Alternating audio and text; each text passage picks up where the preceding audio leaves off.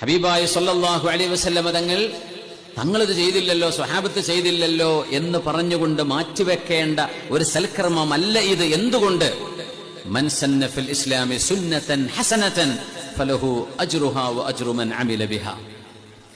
ഇസ്ലാമിൽ ഒരു നല്ല ആചാരം നിങ്ങൾ കൊണ്ടുവന്നാൽ അത് കൊണ്ടുവന്നവർക്കും അത് പിൻപറ്റുന്നവർക്കും അതിന്റെ പ്രതിഫലമുണ്ട് എന്ന് പറഞ്ഞത് ആരാ? നബിയുനാ റസൂലുള്ളാഹി സ്വല്ലല്ലാഹു അലൈഹി വസല്ലം. ഇതിനാണ് ഉസ്താദെ നിങ്ങളൊക്കെ എങ്ങനെ ഹദീസിനെ ദുർവ്യാഖ്യാനം ചെയ്യുന്നത്? വളരെ കഷ്ടമായി പോയി. നിങ്ങൾ ഈ പറഞ്ഞതുപോലെയാണെങ്കിൽ ഇസ്ലാമിലേക്ക് ആർക്കു വേണമെങ്കിലും എന്ത് കർമ്മങ്ങളും കടത്തിക്കൂട്ടാമല്ലോ. അങ്ങനെയാകുമ്പോൾ ഇസ്ലാം ദീനിന്റെ അവസ്ഥ എന്താവും? നിങ്ങൾ ഈ പറഞ്ഞതാണോ ഉസ്താദെ ആ ഹദീസിന്റെ ആശയം?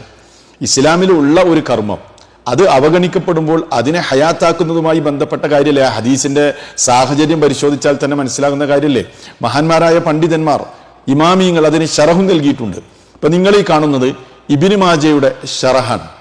അല്ലാമ അബുൽ ഹസൻ അസിന്ദി റഹിമഹുല്ലാഹ് എഴുതിയ ഷറഹാണ് നിങ്ങൾ ഈ കാണുന്നത്.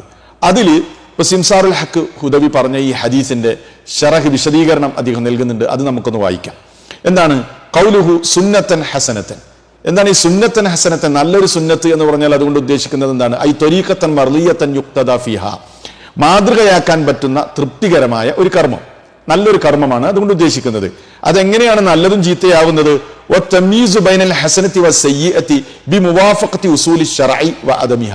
അതായത് നല്ലതിനെയും ചീത്തയെയും വേർതിരിക്കുന്നത് ശറഇന്റെ ഉസൂലിനോട് യോജിക്കുക, വിയോജിക്കുക, അതാണ് അതിന്റെ മാനദണ്ഡം.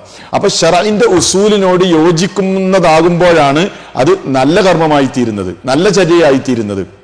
ഞാൻ ചോദിക്കട്ടെ ഉസ്താദെ, ശറയിൽ യാതൊരു അടിസ്ഥാനവും ഇല്ലാത്ത, ശറഇന്റെ ഉസൂലിനോട് ഒരിക്കലും യോജിക്കാത്ത, പിൽക്കാലഘട്ടത്തിൽ ആരൊക്കെയോ കെട്ടിപ്പടച്ചുണ്ടാക്കിയ ഒരു സാധനമാണ് ഈ നബിദിനാഘോഷം. നിങ്ങൾ സമ്മതിക്കുന്ന കാര്യമാണ്. എന്നിട്ട് ആ നബിദിനാഘോഷത്തെ ന്യായീകരിക്കാൻ നിങ്ങൾ ഇങ്ങനെ ഒരു ഹദീസിനെ ദുർവ്യാഖ്യാനം ചെയ്തത് വളരെ മോശമായി പോയി എന്നാണ് എനിക്ക് അതിനെക്കുറിച്ച് പറയാനുള്ളത്. മഹാന്മാരായ ഇമാമിയങ്ങളൊക്കെ പറഞ്ഞതിന് നേരെ എതിരാണ് നിങ്ങളുടെ വ്യാഖ്യാനം. അതുകൊണ്ട് നിങ്ങൾ അതിനെക്കുറിച്ച് വീണ്ടും വിചാരം നടത്തണമെന്ന് വളരെ വിനീതമായി ഓർമ്മപ്പെടുത്തുകയാണ്.